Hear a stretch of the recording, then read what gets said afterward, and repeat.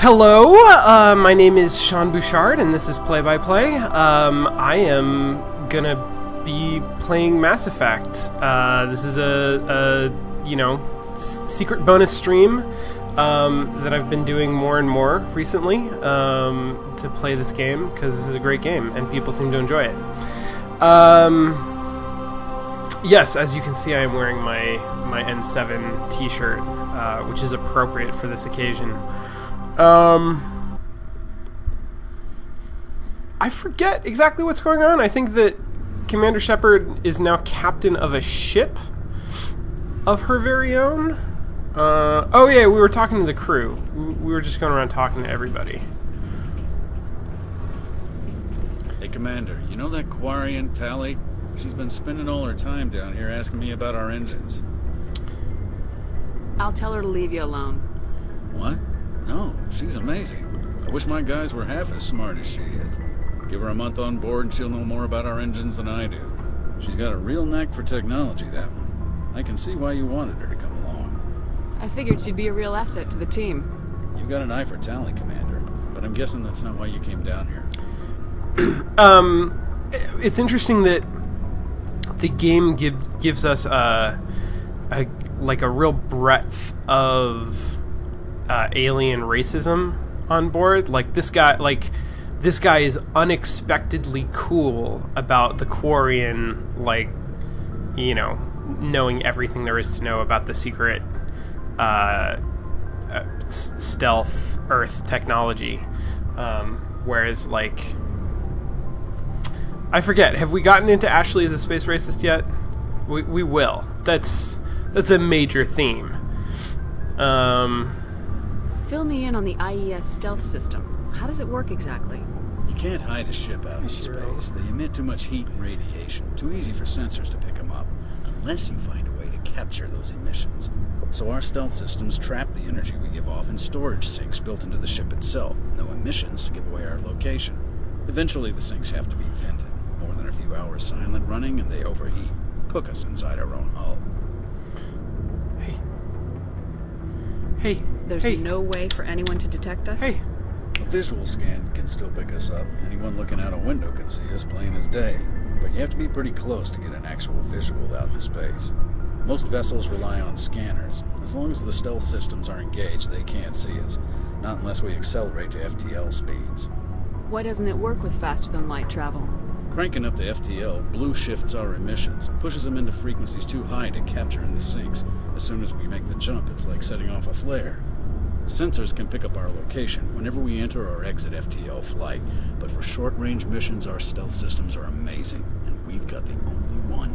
I don't know about blue shifting our signature so that it... That sounds like some sci-fi gobbledygook to me. And I am an expert on whatever field of science this would be. Okay, you know what? I could talk to Tali more, but I talked to her enough. I'm fine. I'm good. I think I talked to everybody. And my purpose in doing that, I just wanted to talk to everybody in order to sort of get a baseline on all of the characters before we go on the first mission. Now, there's not a lot of exciting development that happens at this point, but the game, the relationship game, right, there are a couple different games going on here. One of them is a mix of, narrative and combat about saving the galaxy. And that is broken up into sort of an initial part that we just played through, a second phase where we get to go a little bit non-linear. Shiro, what are you doing? Babe, really?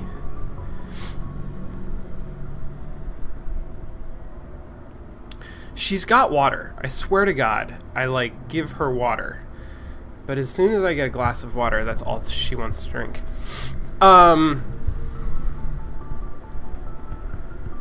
So we have 3 planets that we can go to, and we can choose what order we want to do them in. And each of them is going to be a big substantial mission. Except maybe the first one that we do. I feel like that one's pretty short compared to the other two. And then there's going to be it's all going to funnel into a conclusion that'll be more linear again. Meanwhile, we've got this thing where we're building relationships with each of the members of the crew.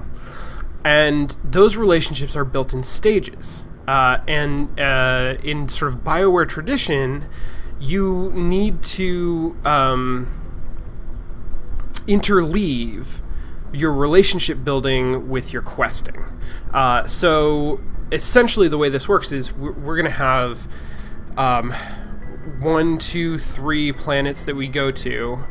After each planet that we visit, we come back, we check in with all of the characters that we have on board. And after each sort of plot event that we complete, our relationships have the potential to progress one step further. So it's simulating in a very coarse way the passage of time and the sort of relationships building on experience, shared experience. So the more we go questing together as a group, the sort of more in depth our relationships grow.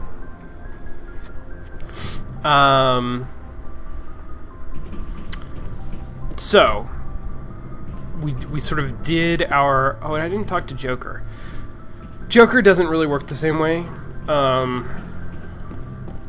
But Seth Green is great, so let's talk to Joker. And then we'll go out questing. We'll do Commander, that game. Something you need? How's the Normandy performing? Is she everything they said she'd be? She's the best ship in the fleet, if you've got a pilot who knows how to handle her. Balance isn't what you'd expect. Takes a while to get used to that oversized drive core we got stuffed in the back, and her power can sneak up on you if you're not careful. The Normandy's probably too much ship for your average Alliance pilot, Commander. Lucky for you, I'm anything but average. I like to know my crew. Mind if I ask you a few questions? I can see where this is going. You did a background check on me, didn't you? Well, I'll tell you the same thing I told the captain.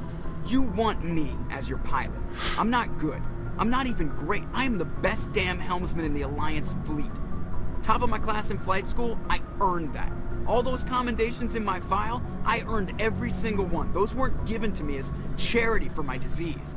I'm sorry, Joker. I didn't even know you were sick. You mean you didn't know? Oh, crap.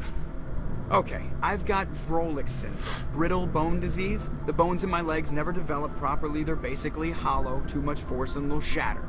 Even with crutches and my leg braces, it's hard to get around. This is a really good One wrong reading. step and crack. It's very dramatic, but I've learned to manage my condition, Commander. Put the Normandy in my hands and I'll make her dance for you. Just don't ask me to get up and dance unless, you like the sound of snapping shin bones. I'm really impressed by that read. I feel like Joker's a great character on the page, but Seth Green really brings him to life, and I don't know if you're hearing it the way that I'm hearing it, but I feel like he's making choices that aren't obvious to me. He's reading it differently than I would just mentally read it if I was reading it myself. And it really works for the character in a surprising. Why does everyone call you Joker? It's a lot shorter than saying exciting Alliance way. Flight Lieutenant Jeff Moreau. Plus, I love to make little children laugh. I was just thinking how much you remind me of Santa Claus. Look, I didn't pick the name. One of the instructors in flight school used to bug me about never smiling. She started calling me Joker, and it stuck. Why didn't you ever smile? Hey, I worked my ass off in flight school, Commander. The world's not gonna hand you anything if you go around grinning like an idiot. By the end of the year, I was the best pilot in the academy, even better than the instructors, and everybody knew it. They'd all got their asses kicked by the sickly kid with the creaky little legs. One guess who was smiling at graduation? How'd you end up joining the Alliance? Look, if you're looking for an inspirational tale of the crippled kid overcoming impossible odds, you're gonna be disappointed. My mother was a civilian contractor working for the Alliance. I basically grew up on the Arcturus station back when they were building up the fleets. Spend all that time around Alliance ships, there's a good chance you'll end up going to the Academy. So Jason points out that Shepard does not have a rule about not dating coworkers. Super duper true. That is pretty much what this... That's a way that you could read this entire trilogy, I think, is the effects of not having that rule, and how that plays out. Because in fact, it is impossible for you to... There are no romanceable options who are not coworkers, which is actually kind of interesting. I mean, from a practical standpoint, that's because the game is modeling relationships in this very, like, clunky, coarse way, where it sort of equates time spent playing the game to time spent building relationship history with the people around you.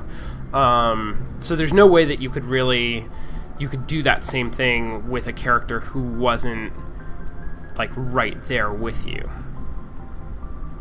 And BR Bonobo says FemShep is the correct choice, but no Tally romance makes me sad. Yeah, Tally's pretty great, but there's no Tally romance in the first game anyway, so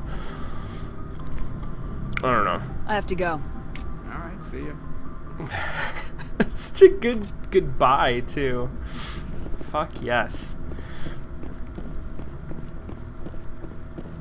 You don't have to romance anybody. That is absolutely true. You can just not romance anybody in this game. But then, I don't know. What are you doing playing Mass Effect? This is my least favorite interface bug in the game. If I walk all the way forward to the map, I guess if I move my camera around, then it works. But if I just walk up to the map, and I move all the way forward, I guess maybe sometimes it works. Maybe it's my camera angle. Sometimes it pulls the cursor off, which is annoying. It feels like that should have gotten ironed out at some point. All right, so here we go. Right click to zoom out, left click to select. Widow is the star system where the nebula is.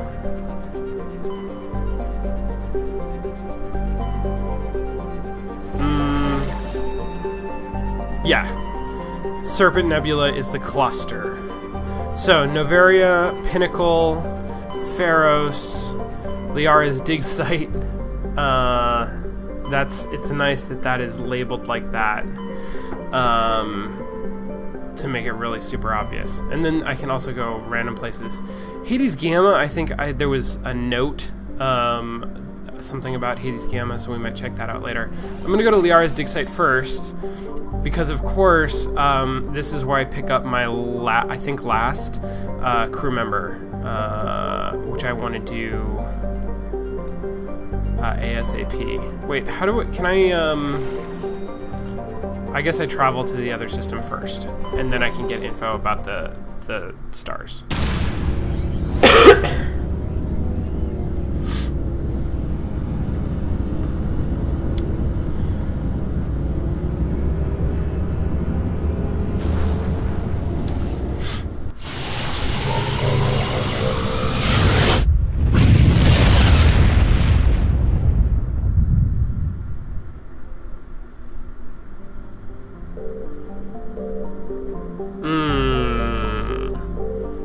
Okay, I gotta find a planet with Prothean ruins on it.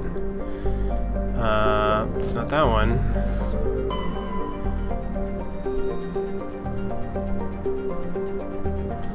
It's not that one.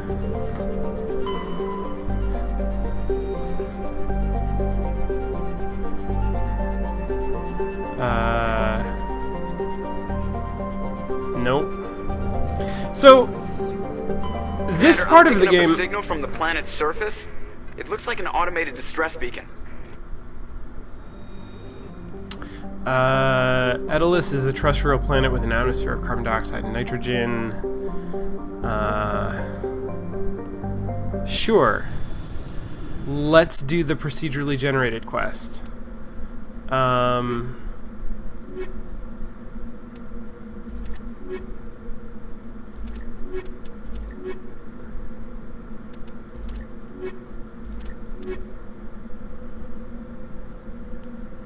we'll go with that.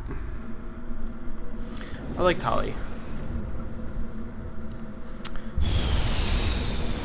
So, here we go. Here are sort of two of the subsystems in Mass Effect 1. I'm gonna save first. One of them I really rather like, and that's the one where you essentially do research on planets. And you can sort of like scan the galaxy, and there's lots of different places, and you pull up histories of each one, and you're looking for interesting information in these procedurally generated quests, and you can sort of like scout around and find interesting things. I think that's pretty cool. Like, it slows down the pace of the game, but it helps pace the game, right? Part of this game is like high-paced combat. Part of it is this like very social simulation conversation, and then part of it is this sort of very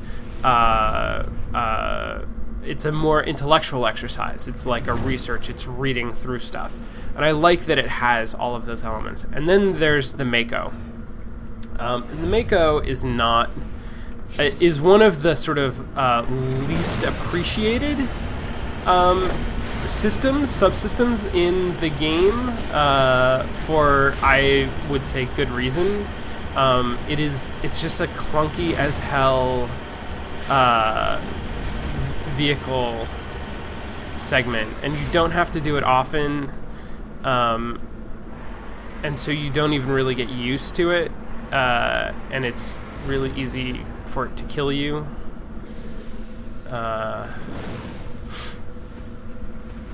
And it's mostly annoying, and you get stuck in the terrain. Like, that's kind of the worst.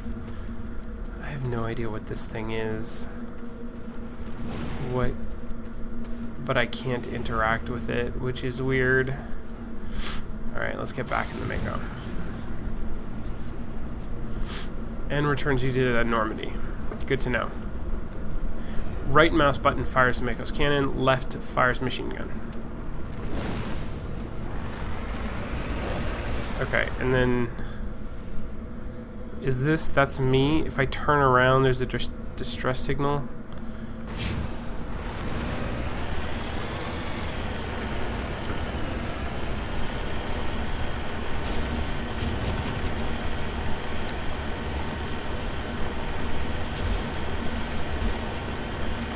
I see, there's multiple levels of zoom.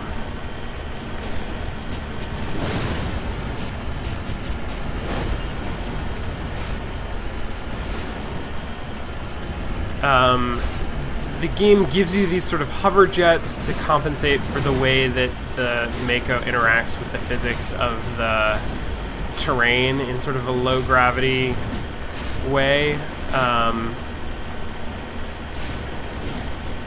But the jets aren't actually that... Oh shit, it's a Thresher Maw.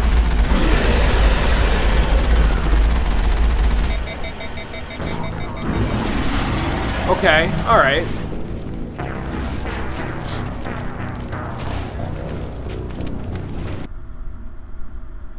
That's why we saved the game.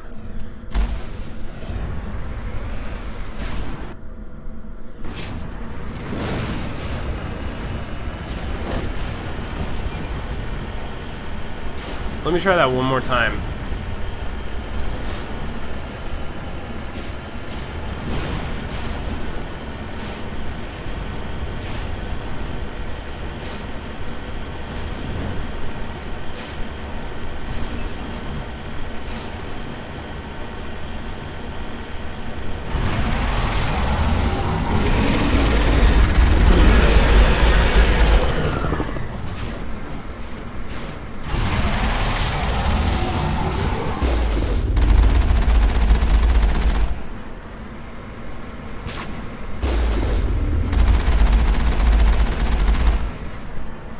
Not sure what the right way to do this is. I guess to drive sort of perpendicular to it. And then hope that it doesn't come up right behind me.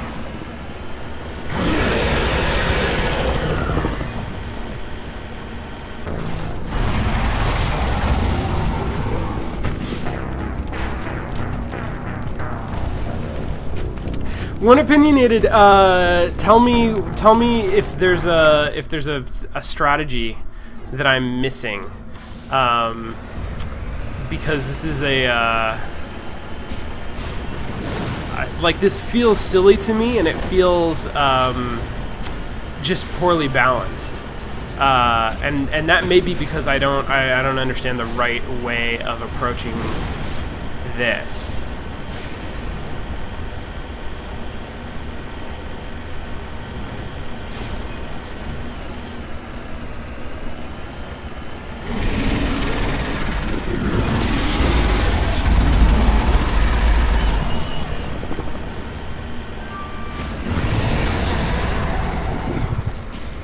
See, I don't know. Oh shit! I also don't know how to get out.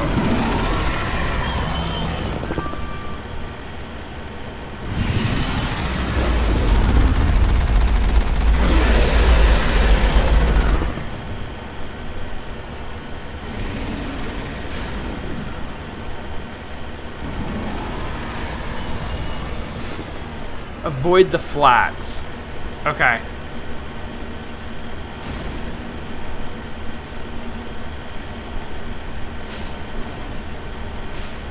See, but he doesn't appear unless I go down there.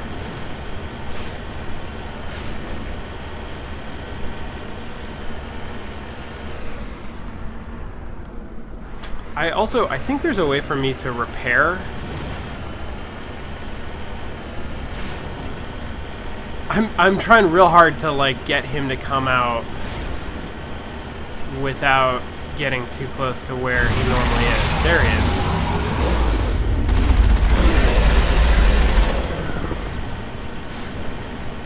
Come back, dude.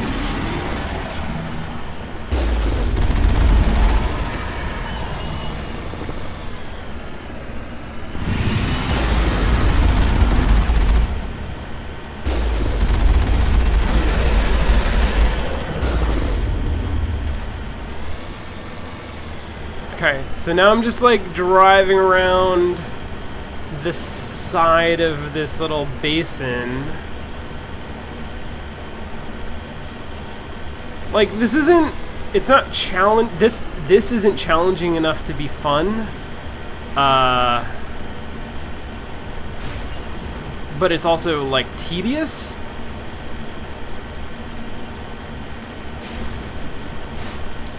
It seems like the real, like, the gaminess of it is, like, if I get impatient enough to wander into dangerous territory, then, there's a huge risk associated with that. Like, the thresher is just gonna appear in front of me and immediately kill me.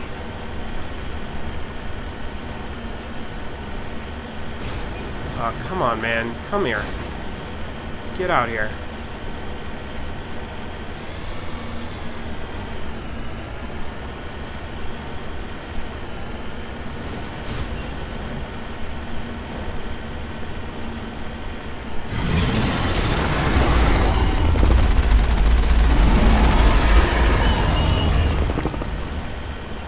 I guess it's just like I have to get close enough.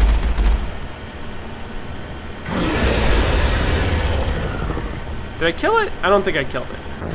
Oh, god damn it.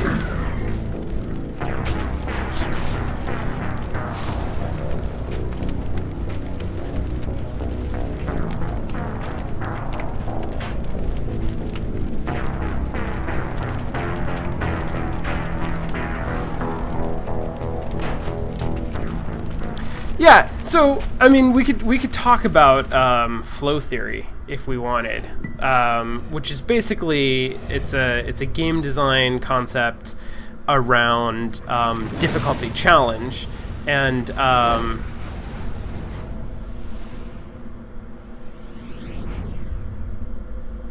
one second, guys.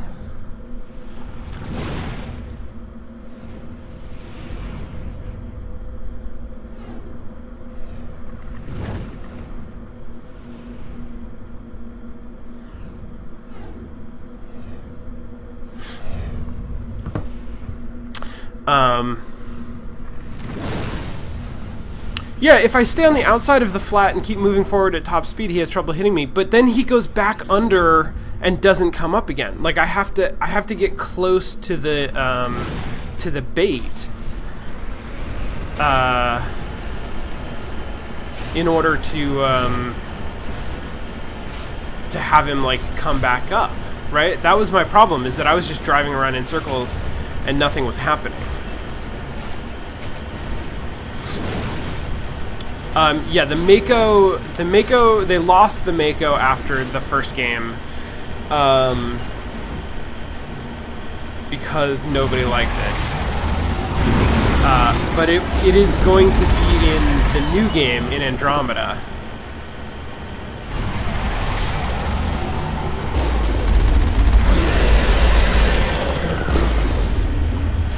So yeah, now I'm too close. Jesus, I should not have done that.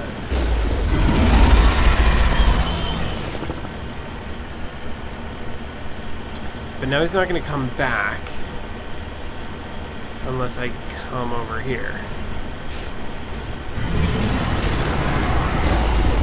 But I guess he never shows up the first time, like, right in my path.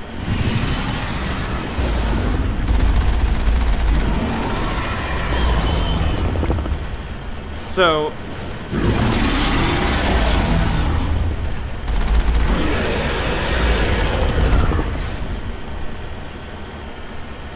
I just gotta go in and then come back out.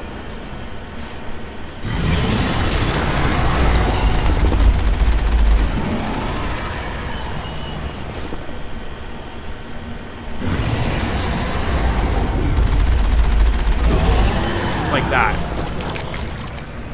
Okay. Alright. You don't slow down easy circles. He was definitely popping up like right in front of me and destroying the Mako like real quick. But there is a strategy that I could learn. Like that worked out okay. So flow theory is basically about there being an ideal amount of challenge.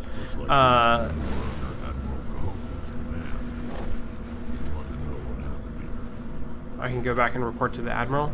And if the game offers too little challenge, then it's boring, it's tedious. And if it offers too much challenge, then it's frustrating.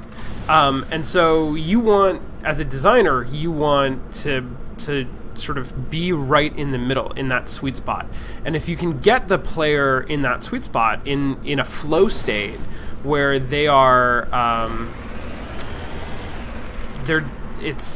that's the sort of like, that's the in the zone sort of way of interacting with a game. That's when like you get sucked into a game. It's when it has that right amount of enough challenge to be interesting, but not too much to be compelling, I guess.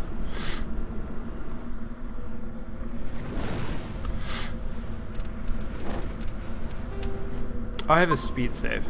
I should just use that. Okay, what is this red thing on my map? Is that the dead Thresher Maw? Okay, I don't care about any of these other things. Let's go back to Normandy.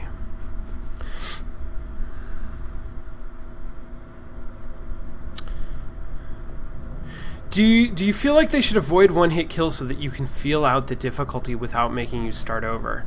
Yeah, those one-hit kills are brutal. And I don't know how intentional any of that is. All of the Mako, I mean, that's my problem with the Mako, honestly, is that it just doesn't seem fully designed. It feels like it's kind of haphazard. And so it doesn't feel like there's an intentional design around the way that Thresher Maw battle worked. It was a very loose kind of emergent behavior of like that strategy, an emergent strategy around defeating that enemy, it didn't feel satisfying. Yeah, if anybody knows the button for repair, I thought it was R, but it's apparently not R.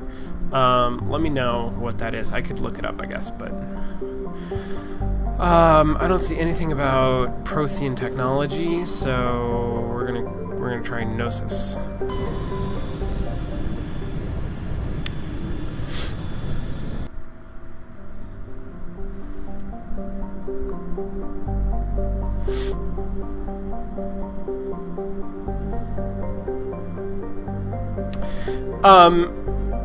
So Jason asks, do you think the devs were told they didn't have enough elements, that other games had vehicle combat, so this one needed it too? Yeah, I mean, I think, I retweeted a video clip, a couple weeks ago from a movie called The Pentagon Wars that was just brilliant, and it was, about the Sherman tank, or Sherman...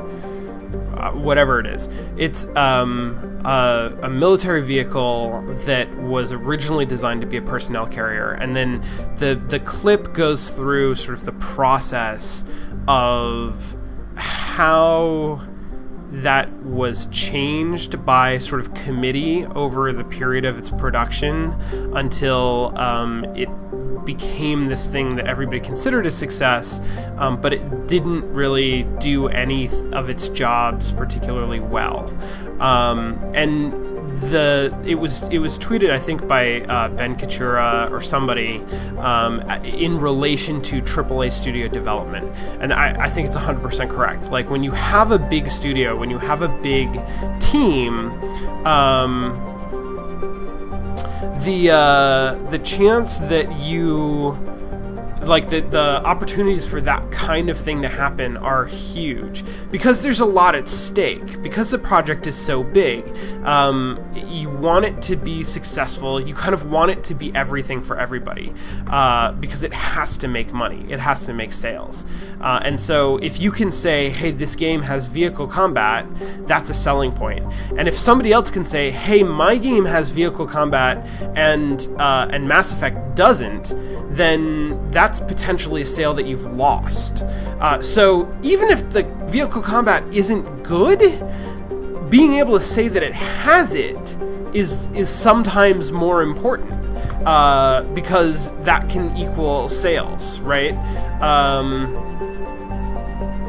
That's not always true. Like, features don't always win out over quality, but there's a balance, and especially in AAA games, and especially in new properties. So, I mean, I think the first Mass Effect game, they didn't have a lot to sort of like advertise on. This is a brand new IP. There's no license behind it. It's the studio that made Knights of the Old Republic, which is exciting, but that was a successful game. But that was a licensed property, and so, you know, can they really pull off something new?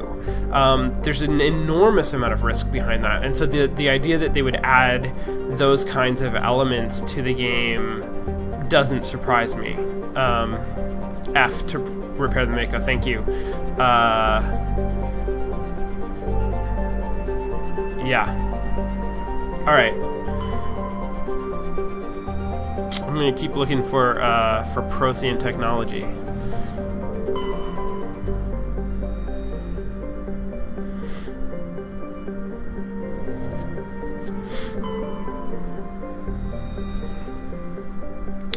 Distant but rich industrial world. Prothean ruins dotting the surface. Theorem. Awesome.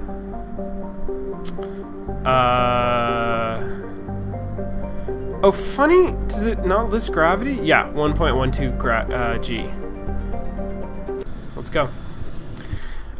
So when that happens, is it just the devs not vetting those features in systems they aren't passionate about? Are they just added much later and not given enough time for thorough playtesting? Yeah, it's it can be a mix of different things. So if there's if there's pressure on a feature being added to the game other than just it adds to the quality of the game, then there's any number of things that can make a feature of a game not work.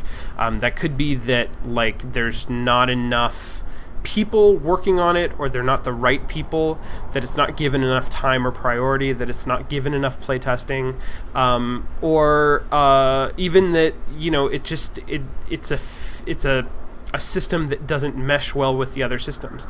Could be engineering problems, it could be design problems. I mean, honestly, it could be technical art problems for something like this, because they had to the Mako sequences use an entirely different terrain and modeling system than everything else in the game. So all of the planet surfaces have to be modeled separately from everything else. And so, you know, if that's not given priority, then there can be issues with that and the relationship between that and other elements.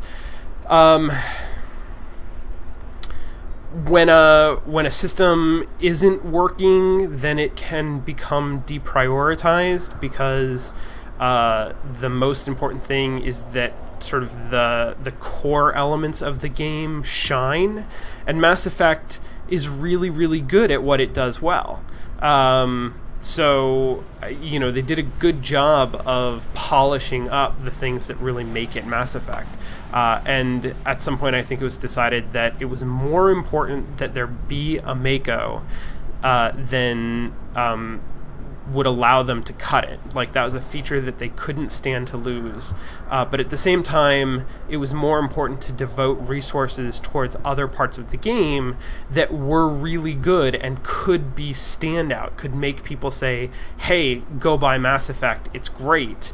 Rather than try to fix this sort of semi-broken, but technically functional. I mean, like, you can play the Mako sections, you can get through them. They don't break the game. They're just not as fun.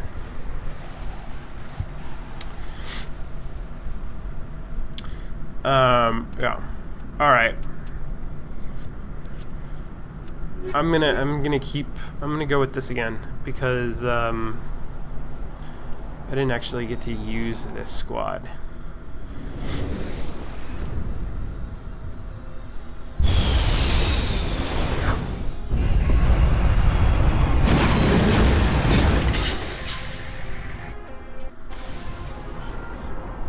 Commander, I'm picking up some strange readings. Really strange, like off the damn charts. It looks like it's coming from an underground complex a few clicks away from the drop zone.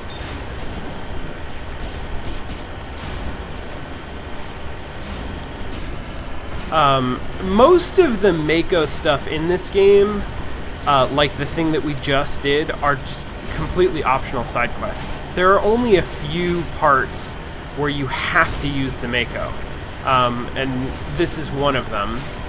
And this is kind of an annoying one, as I recall, because all of this lava is instant kill. Where am I going? I'm going in this direction, but to the right. So, this way.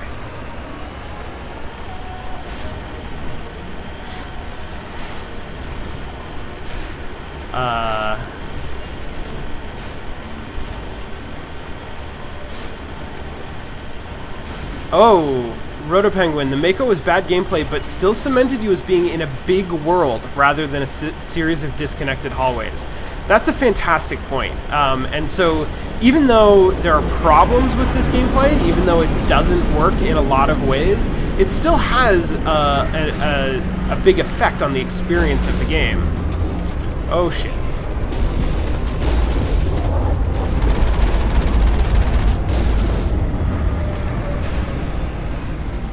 Where am I? God damn it. No. Back up. Oh, that is backing up. God damn it. I also kind of hate that the Mako model makes it difficult to tell which is forward and which is back. and there are too many levels of zoom on the scope. I mean, so this is just like a bias thing, right? I don't like the Mako, and so I will find all of the things that I don't like about it stand out. Whereas other parts of the game that I do like, it's not that they're perfect. It's not that there are no problems with them, but I will tend to minimize, as a player, right? As thinking about player experience, I'll minimize the problems that I have Only a with... fool punches a knapsack in the mouth. We should sneak around and pull its tail. Thanks, Rex. I'll minimize the problems that I have with parts of the game that I'll like, but I'll dwell on the problems that I have with parts of the game that I find frustrating or uninteresting or distracting. Okay, so like, let's definitely save here.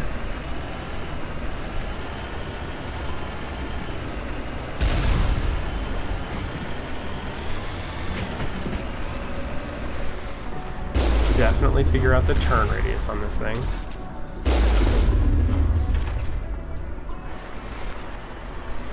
My Mako's doing pretty good. Wait, there's somebody behind me? Did I miss someone? No, don't, never mind. Never mind. Just keep going. No, don't, not that way.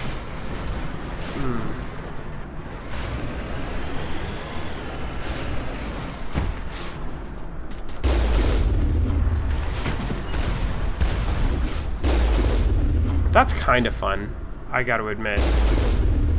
Like taking out individual soldiers with a giant cannon. Like, there's some pleasure to be had in that. As long as you see them.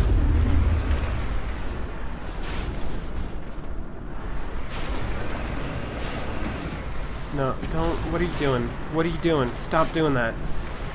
Good lord. Like, I'm not claiming to be good at this, but, seriously.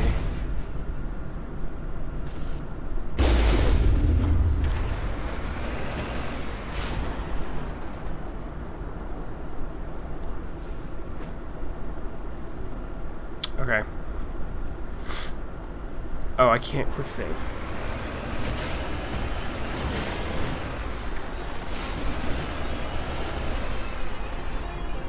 So I am highly incentivized to stay in my vehicle until I'm sure this is all clear.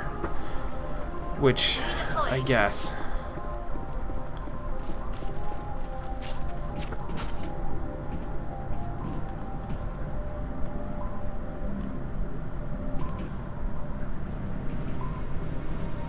Pretty sure there's somebody right over here.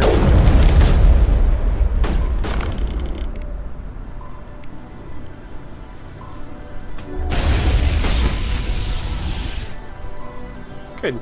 Good job, guys. Thanks for the backup.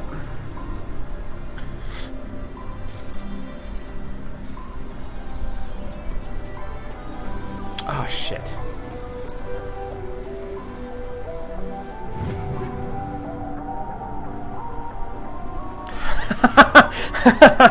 I'm mostly listening to this, so a lot of the time I can't tell if Sean is talking to the Mako or his cat. Fair enough. It really could be either or. Okay, so I can activate the gate, which is going to...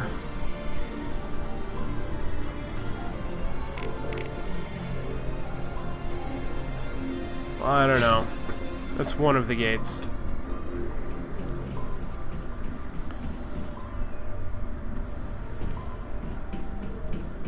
Is there a giant gun out there? There's not. That looks like that's a way that I could just go.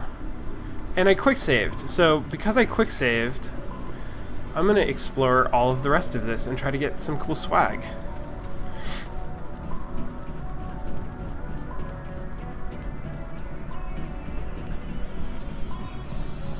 I'm pretty sure if I go over to the other thing, I can open it up and then there will be giant guns there. You know what? Screw that. Let's just go. Let's be smart. Let's follow Rex's advice.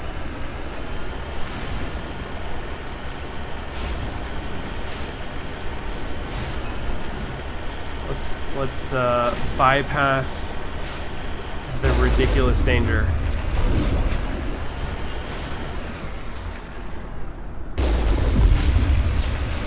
Whoops, whoops. Which direction am I going? Don't drive into the lava.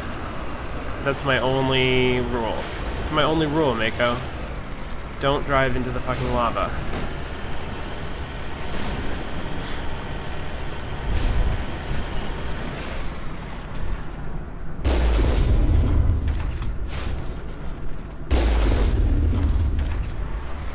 I don't know if my timing was right, but if I get good, I can just dodge incoming shots by jumping over them. Don't drive into the lava.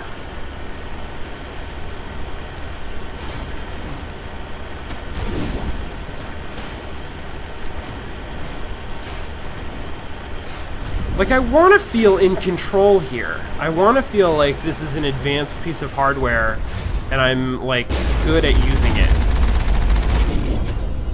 But generally, I don't feel like that. Generally, I feel like I can't make it go where I want it to go.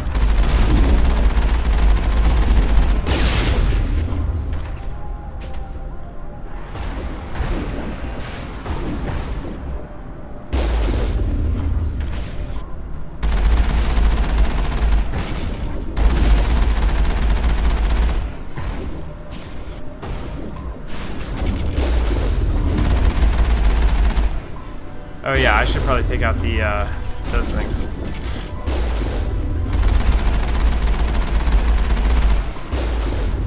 Don't drive off a cliff. Okay.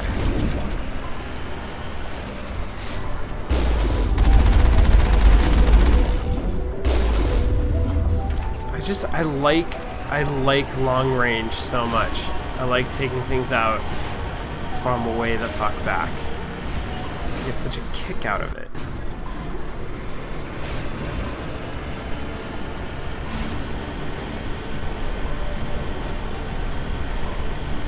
Guys, stop telling me to drive into the lava.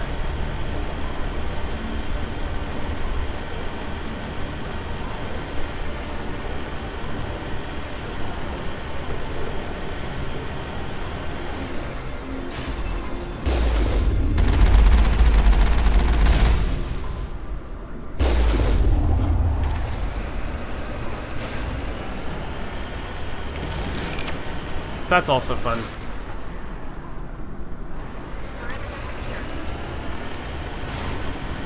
Is that Tali? Does Tali have a perimeter secure?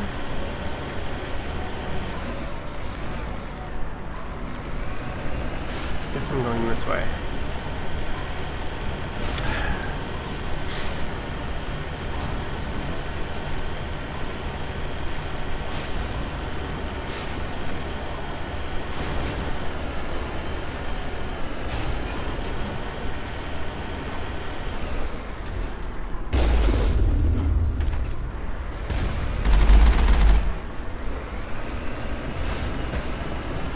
I feel like these guys have pretty poor tactics.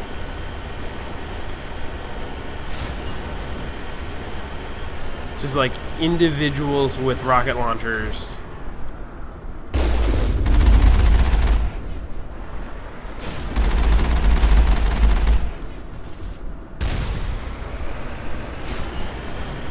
Doesn't seem very effective. Jesus Christ. Oh, fuck. And my radio's jammed? Why is my radio jammed? Oh, because I'm going to have to get out. Alright. Right?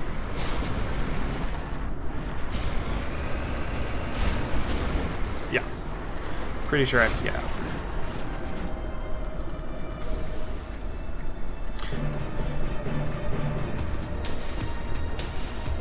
I think I'm playing on normal difficulty.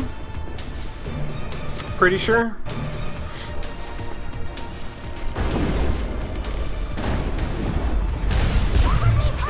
Okay, fuck.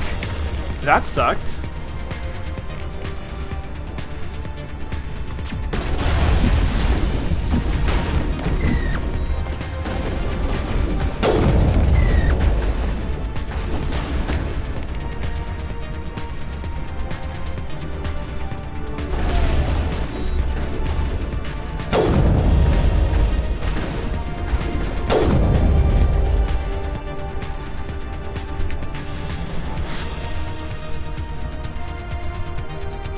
Okay, alright. Good job, guys.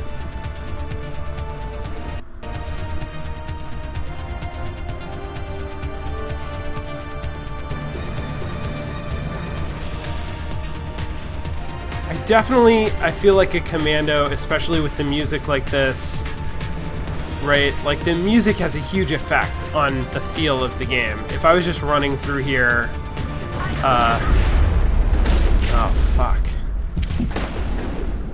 Oh, Jesus.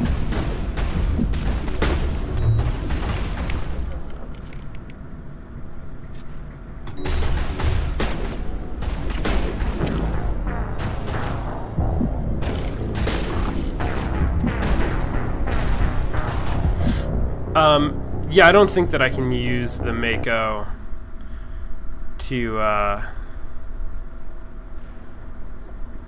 do any of this more effectively. Although, like, cheesing with the Mako is totally something I would be into.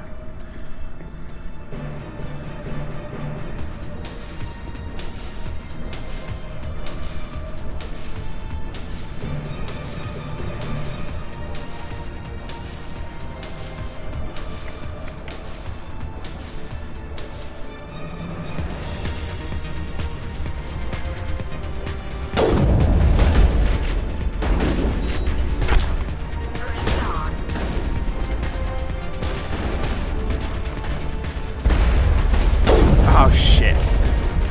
Alright, where am I taking fire from? I mean, other than that. Other than the rocket. Which I just need to be back for.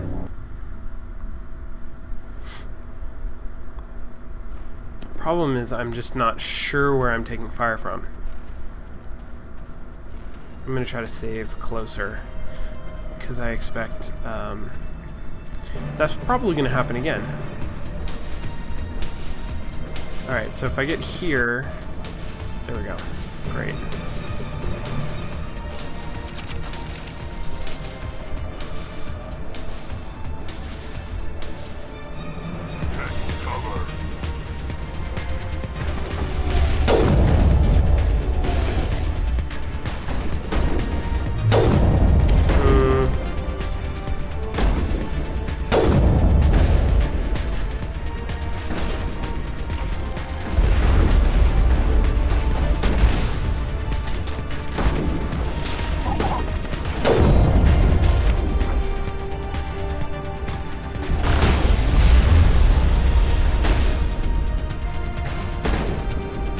Oh shit.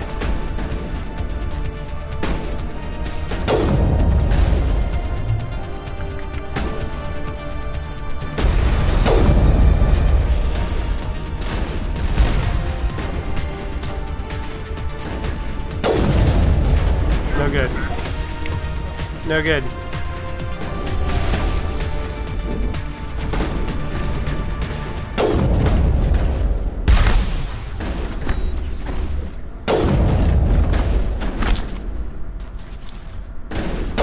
That guy. Okay, who's left? Somebody down there? Somebody Tally's firing at? Just that? Okay. That worked out alright.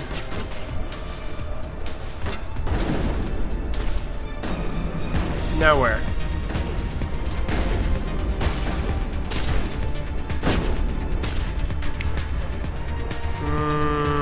I don't have a bead on it.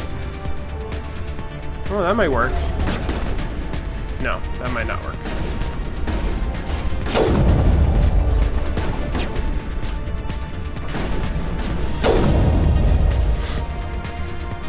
That might work, though. Area secured. Area secured. Thanks, Tali.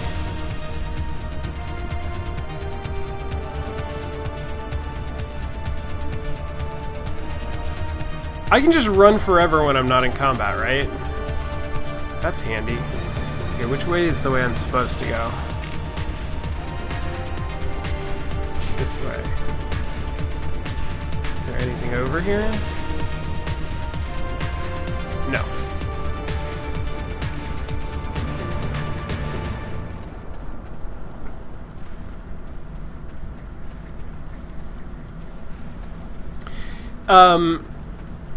Yeah, it's interesting how the companion characters work in practice. I mean, in a lot of ways, they are indicators of game state that's not necessarily visible to the player. So, the characters will help me find an enemy that I can't see by just following their fire.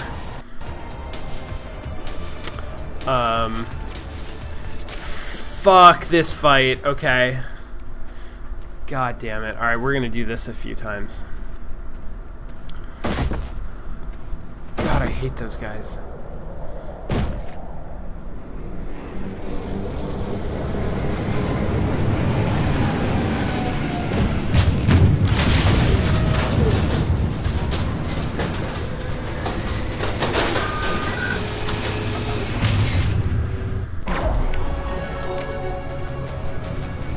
Alright, what do we got? We got a Geth Ghost. We got 2 Geth Stalkers. We got a Sniper, a Shock Trooper, an Armature, and another Sniper. The fucking Stalkers, man. Well...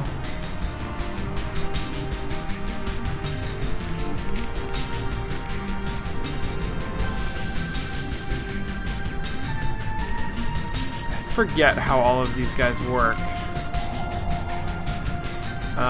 Carnage, explosive ball of particles, damages all nearby enemies. That might be useful. That might also be useful though. Okay, and then I want some cover.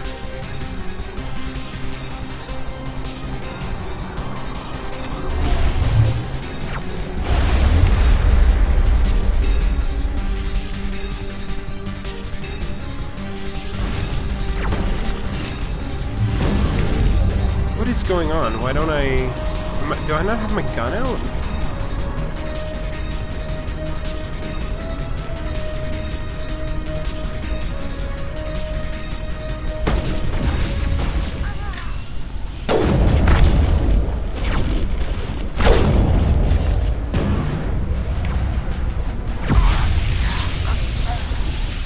Okay, everybody's dead. Good. Good, good, good. Good start. Jesus, I don't know if I need to take everybody out.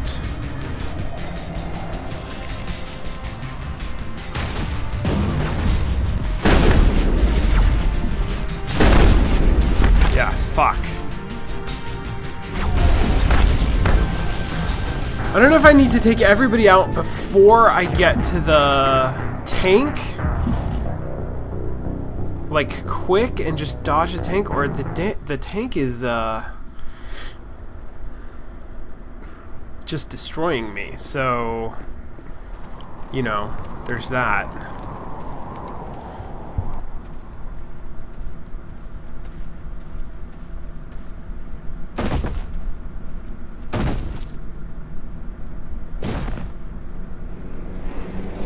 Oh, can I use first aid to, Yeah.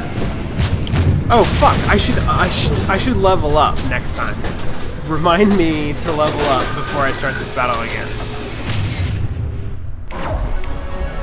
Okay, let's do this. Let's do you guys take some fucking cover. I don't know, up front? And I will maybe drop back.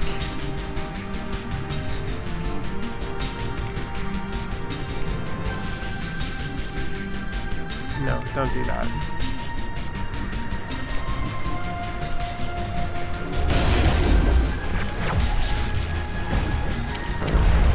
Okay, alright.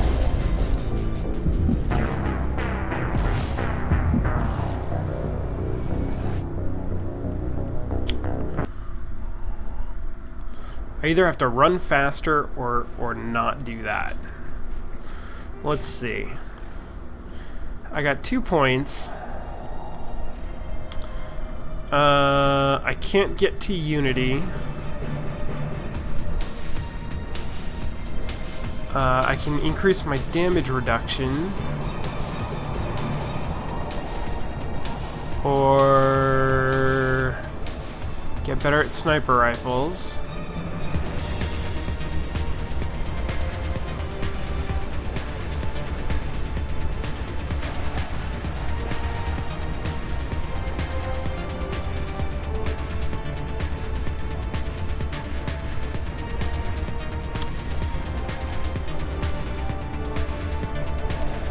Damage 12, accuracy by 20. That feels pretty good.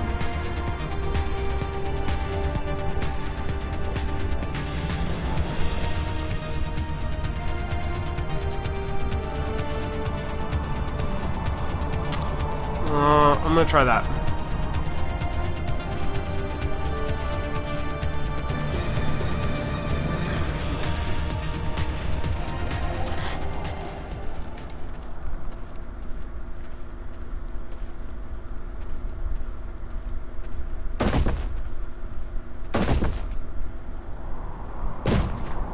This is, it is a crime to put a cutscene, before a difficult battle. What is essentially like a mini boss.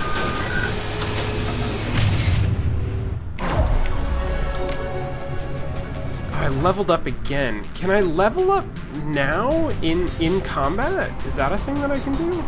Alright, let's have you guys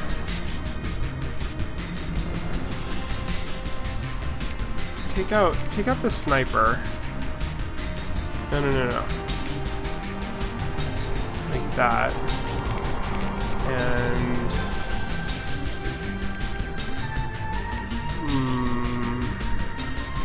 like that. And then I'm gonna head left.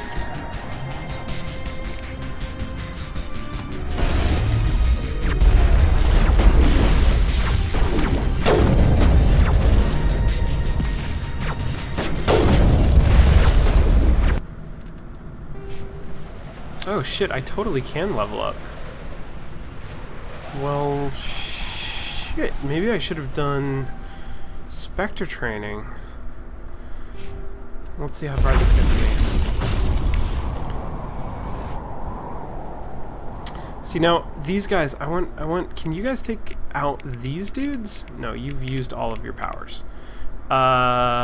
Target the ghost.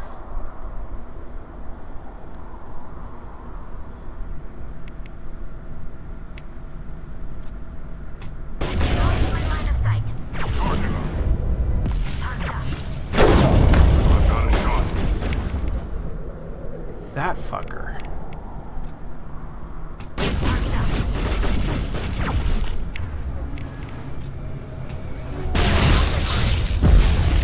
Oh shit.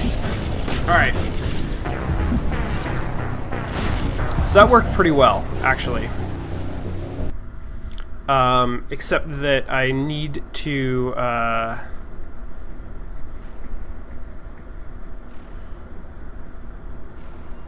I'm gonna wait.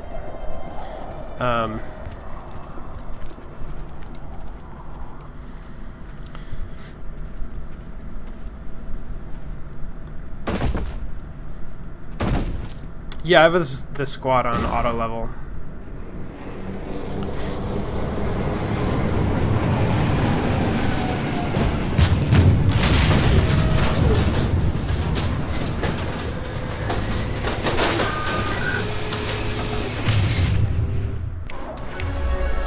Alright, let's do this.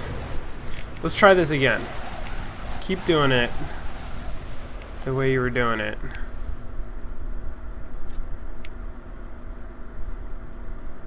I like getting rid of the sniper.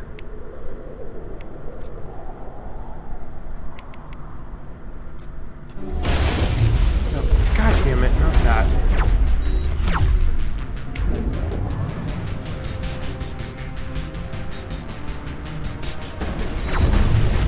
Tali, Jesus. What the fuck?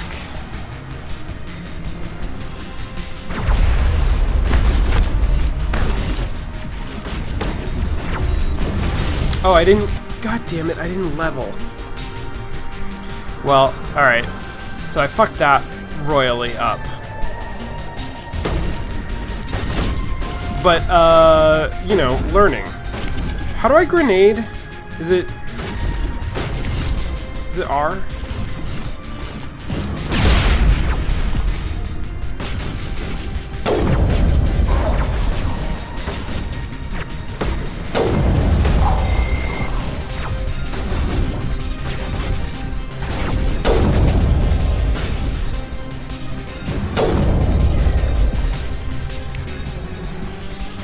Alright, what's the situation? Rex. Tali's down. I don't have a first aid again yet. Shield overload. Rex, just target this fucker.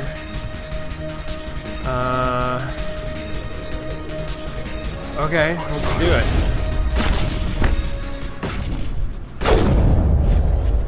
Try not to get hit by the cannon.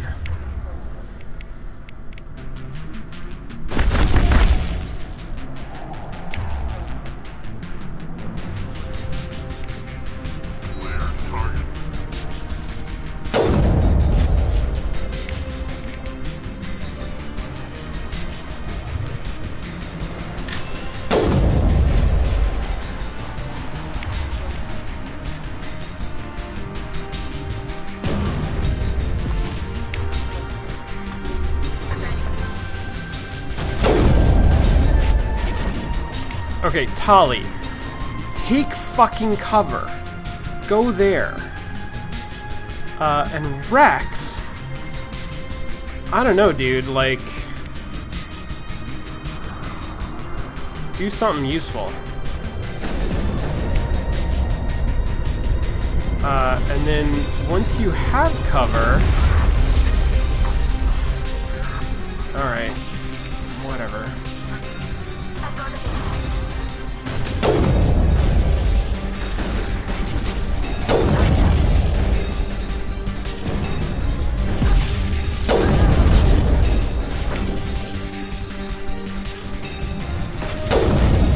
Damn it.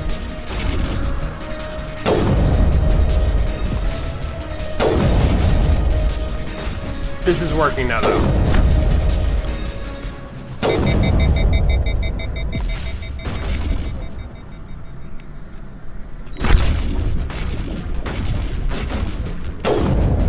There we go. Good to go, Shepard. Jesus. Yeah, those guys, man. So, I mean, I tend to have a fairly... I don't know what my playstyle is, other than, like, not especially good. Because I will micro a little bit, and enjoy that. But I also, a lot of the time, expect the AI companions to, like, do reasonable things. For example, I don't want to roleplay them, so I don't manually level them up. I have them auto level. And, you know, I will, if I have a plan that I want to execute, I will direct them, you know, towards that end. But a lot of the time I just want to go into combat and, like, tear shit up, right? And so I want the AI to support that. Which sometimes it can do well enough, and sometimes they can't. And that's honestly why I play a lot of games like this on easy, because when I get into a situation where, like, oh, fuck.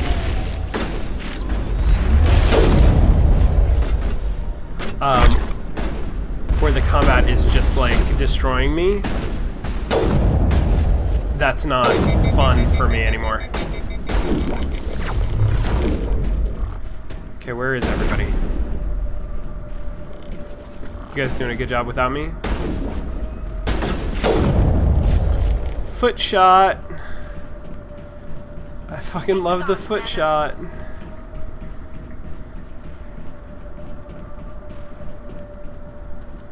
It looks like this cavern formed around the ruin after it was built.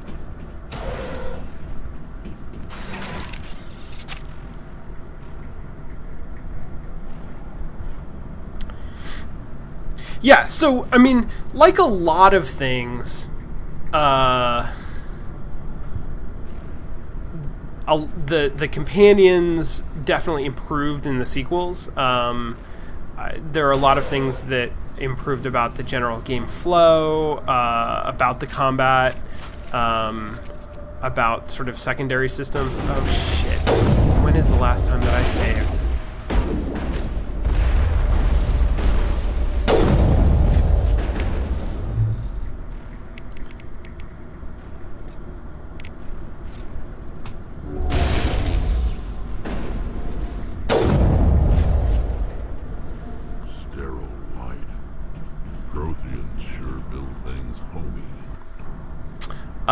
But I think the character AI improves dramatically, and so, you know, there's stuff that feels very old. I also love, why is Shepard facing? I mean, I guess I do that in elevators. It just looks real weird from the outside.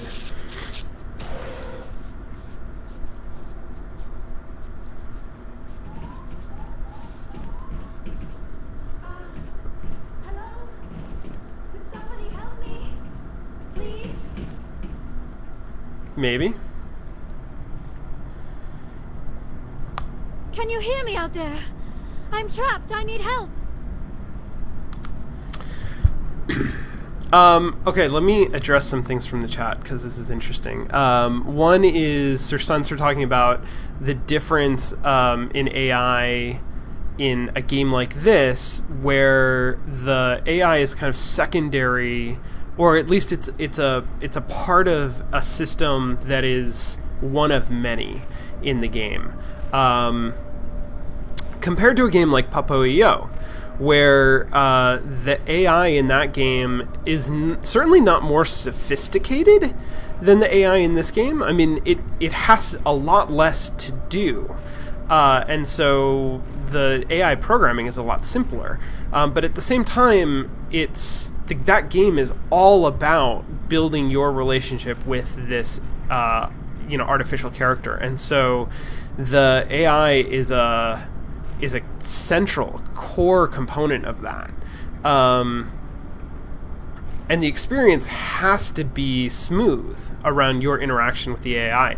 In a game like this, if Rex sort of stands in the back and has a blocked shot and doesn't move, and I get frustrated at him because he's not contributing, like, okay, yeah, that's frustrating from a tactical standpoint, and it may even affect the way that I develop a role-play relationship with the character. But it's not gonna break my experience of the game, because my experience of the game comes through in so many other places. In a game like Papo.io, that my relationship to that character is extremely guided, and so any deviation from what is expected, any sort of emergent behavior in how that AI acts and relates to me is potentially disastrous to the experience that I have playing the game. Whereas you can sort of see how in a game like this, because I relate to these characters through dialogue. I relate to them through their backstory and their the way that they act during cutscenes, and all of that stuff. Like, it's not just about the way that their AI behaves. In fact, I don't know that the AI is any different for the different characters, other than obviously they have different like abilities and strengths, and so the AI must play towards that. But I don't know that the AI differentiates on a like personality level, on the level of like who I understand these characters to be. And then the other thing that I saw, what did I see? Oh, Jason asked about how I feel about the combat. So, is combat just a hoop, or is it something that even on easy mode affects my experience of the game? You know, it's fascinating. I enjoy the combat in this game. I just don't especially enjoy it being hard. So I like playing the sniper, but I like playing it successfully rather than, liking the experience of rising to the challenge of like making really tough shots or having a lot of skill and demonstrating that skill. My enjoyment of that game is less performative and more sort of role playing. I enjoy being the badass sniper. So I definitely do enjoy the combat in this game, and I enjoy it when I play it on easy.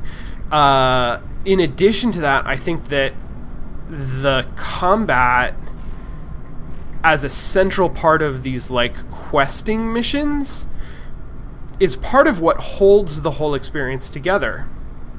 BioWare games, at least so far, have been really constructed on this like very rigid framework of like hub chapters and questing chapters. And like we're doing right now, you can sort of take the questing chapters in different orders, in a different sequence, but they're interspersed with hub chapters. They're interspersed with time that you spend with the characters. And the questing chapters, even if they were not fun in and of themselves, even if like I didn't enjoy that, they're necessary to give you a sense of time and progression, to make the dramatic changes that happen in your relationship between Shepard and other characters make sense. So we'll see, because we haven't really gotten into that rhythm, but we'll see, like, after we do this, after we get Liara and we talk to everybody, we're going to start exploring backstory and sort of the key issues. Everybody who's on this ship has some kind of issues, and over the course of the game, we're going to work through their issues with them. And that might be like they're opening up about backstory, or they have some sort of a moral quandary, or there's something sort of blocking them from having a meaningful relationship with you, the captain of their ship. Whatever it is, the first hub chapter is going to sort of introduce what that problem is. We're going to go around and we're going to talk to all of the characters, and all of the characters are going to bring up their individual issues. And then we're going to go off questing, and we're going to spend a lot of time like doing other stuff, including largely combat. And we're going to come back to the ship, and all of those characters will have sort of worked through some of their issues in some sort of a positive direction. So there will be a like really obvious step forward in how they open up to you as a character, how they relate to you as a character. And like I've definitely thought about how would you construct a game in a lot of ways like a dating sim that feels like a BioWare game, without the questing component, or without the combat, at least, to make it, friendlier to an audience that isn't as interested in combat. And the problem that you run up against is that you can't have those dramatic progressions in a character's personal therapy, and in their relationship between that character and the player character, because it just feels weird. It feels weird unless there is a sense of time and accomplishment, and even we're theoretically all on this mission together, fighting for our lives. You can see people. You can imagine the scenario where people are working through personal issues, or sort of thinking about things that you said to them, or coming to conclusions that are not small, that are sort of like major shifts in their worldview or their personality. You can see how that can happen under the pressure of we're out there under fire, trying to save the galaxy. All right. Are you okay? Let's What talk to happened to Liara. Let's get Liara. This thing I'm in is a Prothean security device. I cannot move, so I need you to get me out of it, all right? How did you end up in there? I was exploring the ruins when Combat the is a death showed up, crucible. So I hid Yeah. in here. Yeah, Can you combat believe is a that? crucible. Yes, And beyond so, the veil. if I you... activated the tower's defenses. I knew the barrier curtains would keep them out. When I turned it on, I must have hit something I wasn't supposed to. I was trapped in here. You must get me out, please. I don't think you could take a BioWare game and just take out the combat. I think you would either have to replace it with something, or you would have to smooth out that progression. And if you smooth out the progression, you get something more like a traditional dating sim. And if you replace the combat with something else, then there are... I feel like there aren't that many experiments in doing that, other than there are a number of games that follow this formula that have different types of combat, right? So Dragon Age, the whole Dragon Age series, has a completely different style of combat, but it's still combat. The combat in Mass Effect is replaced by a different type of combat in Dragon Age. Same thing with Persona. Persona 4, same basic structure. You've got it's a little different, but same basic structure of interspersing these sort of relationship building moments with combat moments. And it's a different style of combat, but again, that's what's used to sort of create a pacing in the rest of the game. Then you've got games like Cute Night, which is not the greatest. It's not the greatest game ever, and I have to say that because I usually describe it as though it was the greatest game ever, because I love that game, and if I go back to it, I have to admit, I glorify it in my mind more than it is actually fantastic. So I want to lower your expectations a little bit, but Cute Night was a foundational game for me. It's a Hanako Games dating sim. So the developer who did Magical Diary and Long Live the Queen and other games like that. This is one of their earlier games, and it's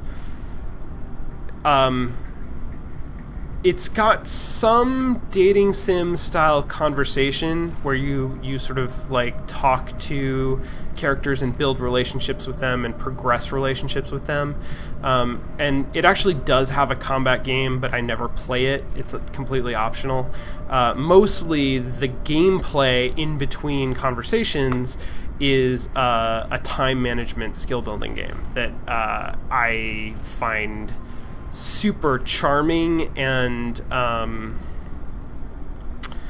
inspirational. It is something that I come back to a lot in my own designs, thinking about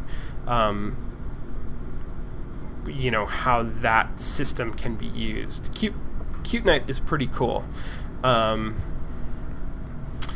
Okay. We'll find some way to help you. Let's There is a save control in here Liara. that should deactivate this thing.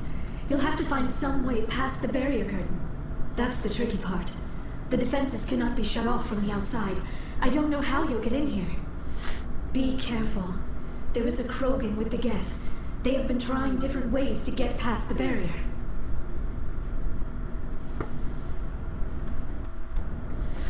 The Geth have been trying to get past the barrier. To get something that's back there, or to get Liara? Oh, jam. Where's that coming from? Enemies everywhere! Where? No, seriously, where are the enemies?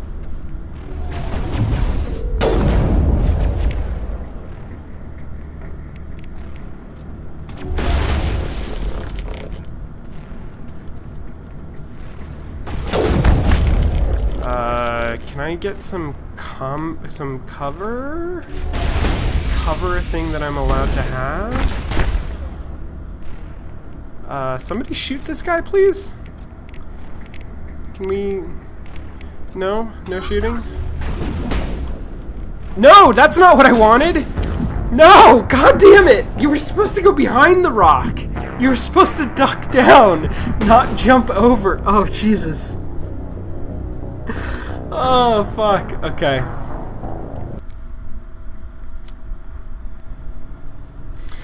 This is not my first... this is not my first Mass Effect playthrough. This is like my third or fourth. But it's definitely been a couple years since I played it last. It's not something that I claim like expertise or anything. I'm gonna keep high ground. Maybe? Is that a thing that I can do?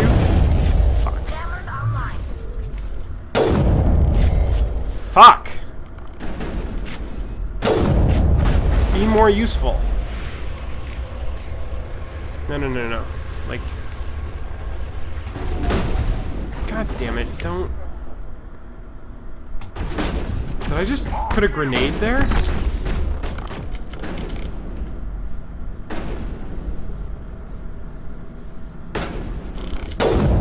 There we go.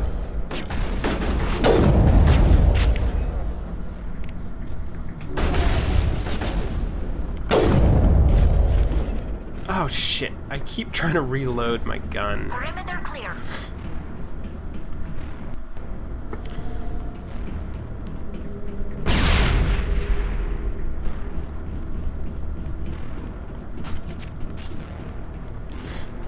Alright. Let's use a mining laser. Area is not clear of enemies.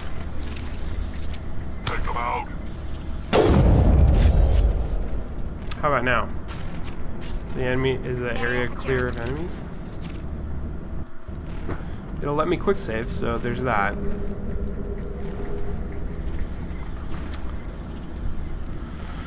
Alright. So...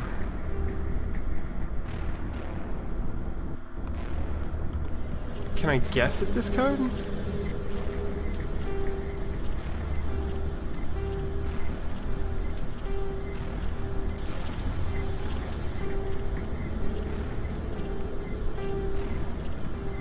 Right, down, right. Apparently, right, down, right, left. Right, down, right, left, down. Yeah, I am gonna go look for loot because I'm about to enter cutscene land again, and there's probably good shit back here.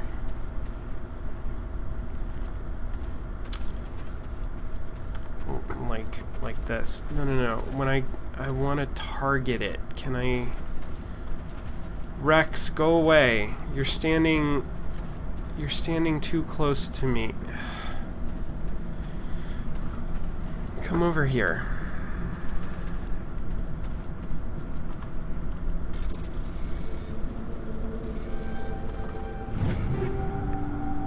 Armor-piercing rounds. Combat sensor 2. I should check and see who has upgrades available. I should do upgrades at some point.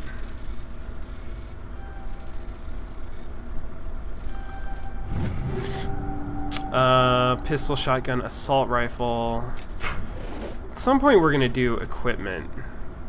It's like my least favorite part of this game for some reason. There are other games where I enjoy that kind of micromanaging.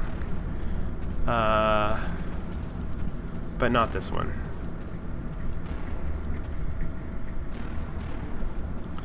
Yeah, that lock was not super secure.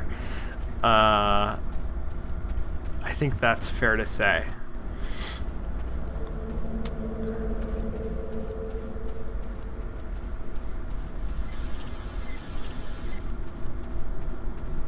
Anything interesting anywhere else? I kind of miss, if anybody played Dragon Age Inquisition, they have this system where you can basically ping your immediate area for interesting features like loot or interactable objects. And so you end up running around the world like hitting this ping button over and over again.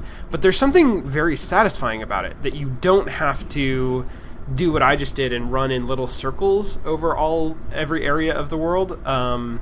And you still feel very active about sort of your interaction. Oh, I can't save. Oh, I can't save.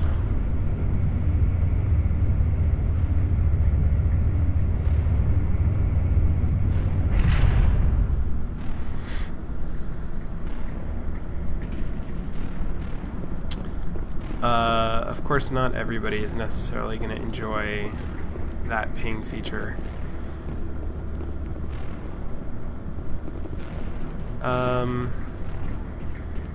Hey, Liara, how do we... Oh, how did you get in here? I didn't think there was any way past the barrier. We have to get you out of here before more Geth arrive. Yes, you're right. BR Bonobo, enjoy this cutscene for the next 100 times. Thank you. Not so fast, Shepard. You sure she's on our side? Her mother's working with Saren. I am not my mother. I don't know why Benezia joined Saren. I don't want anything to do with that Turian bastard. If she was with Saren, the Geth wouldn't be trying to kill her.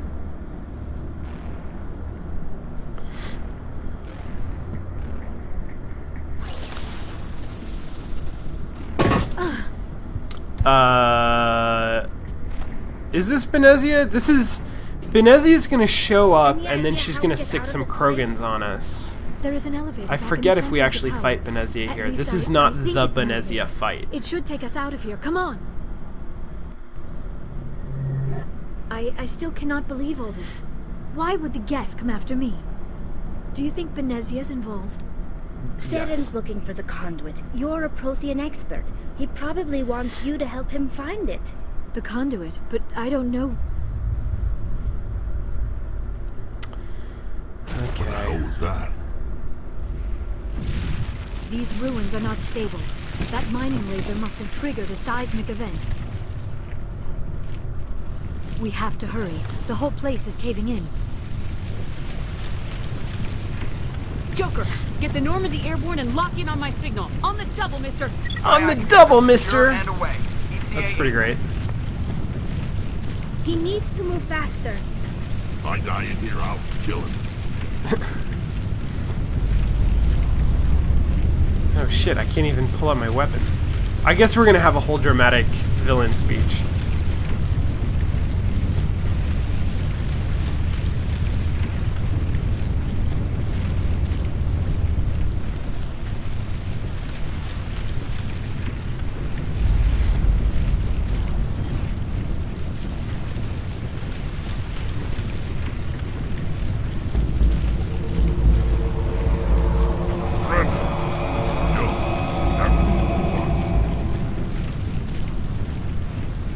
In case you didn't notice, this place is falling apart.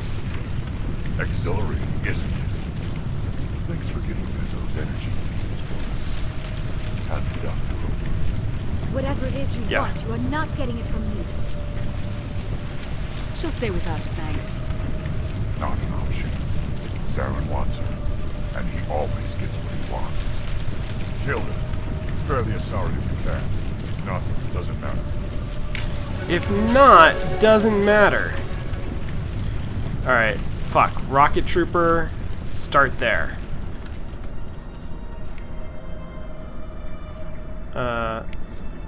Yeah. Sniper, Shock Trooper, Shock Trooper. I mean, I don't love any of that, but...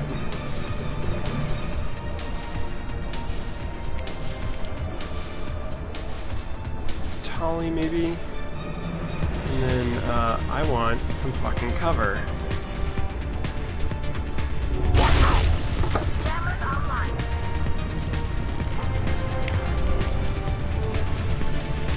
This guy.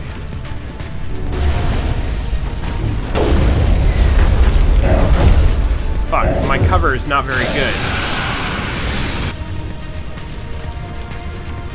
My cover is super not good. What the hell?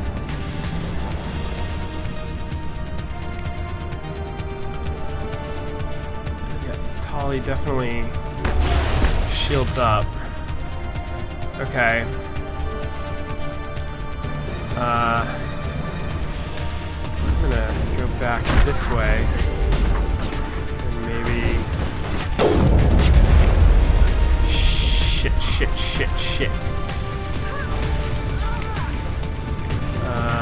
Okay, everybody's dead. Let's use Unity.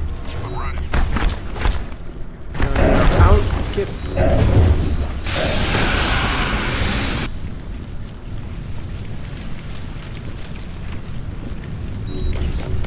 Okay, thanks. Whoever shot that guy, thank you. Where are my remaining targets? Right there. Fucking Cardinal Battlemaster.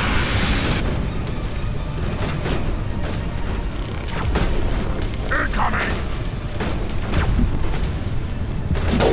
Shit. Oh, fuck. That's not what I want.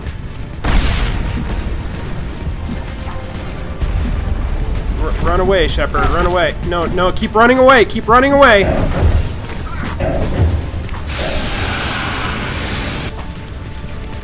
Fuck. Alright.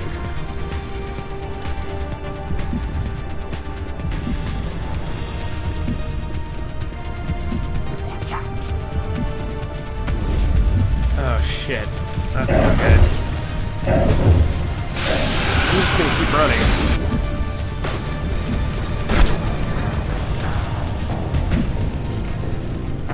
That almost went well.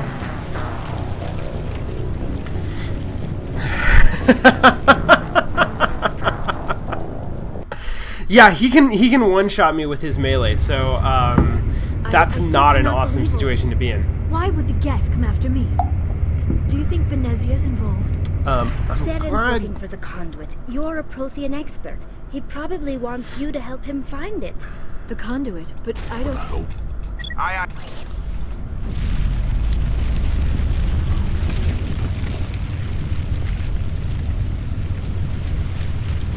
So Liara is out for this fight, I guess. I mean, that's a shame. I feel like I could use her.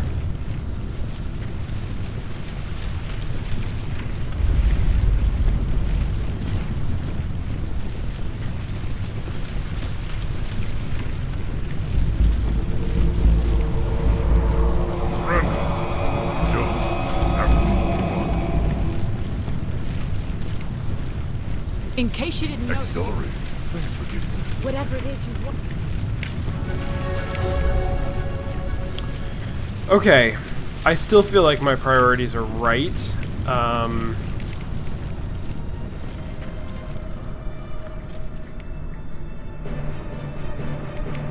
More or less. I'm gonna do it the other way around, but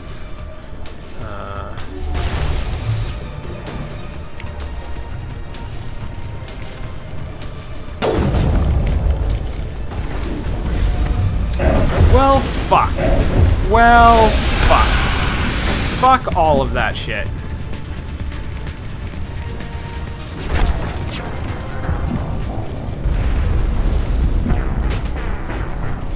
Jesus Christ.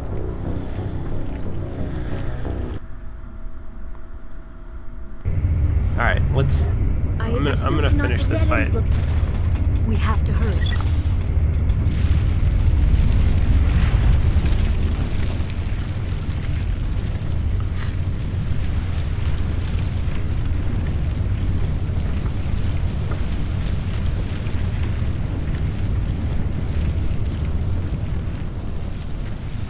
Was that a load? That wasn't a save. That was just like a little load frame.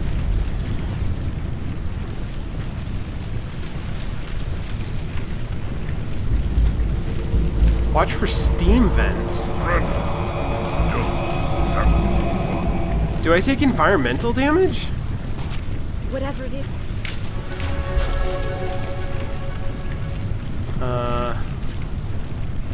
You I care about the most. You maybe.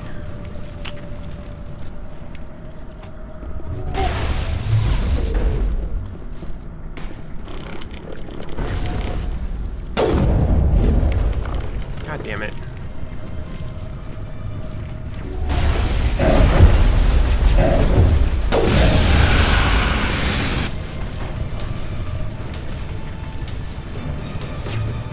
Yeah, that jammed radar is kind of the worst.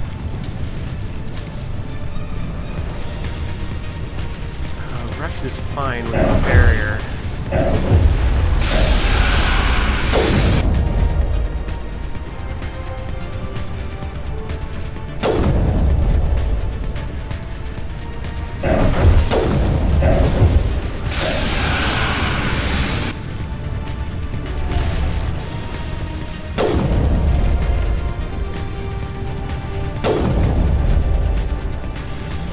I love this situation.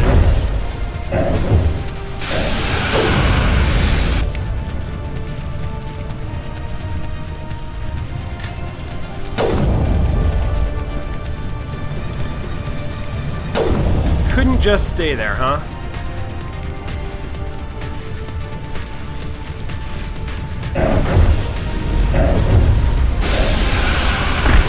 Oh, shit.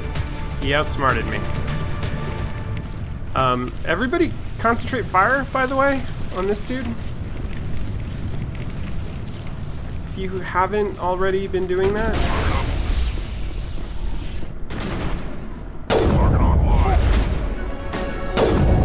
Sweet.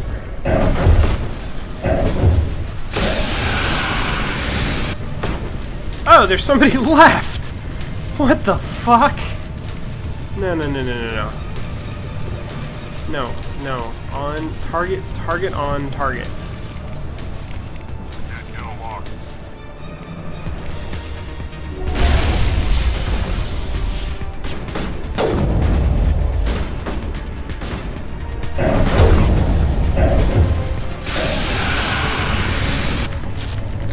Good.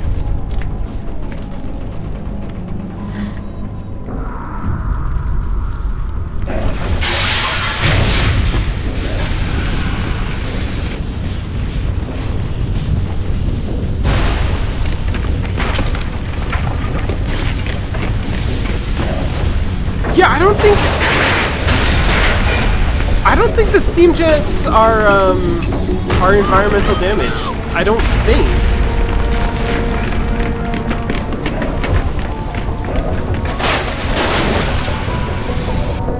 Let's go, Normandy. Pick us the fuck up.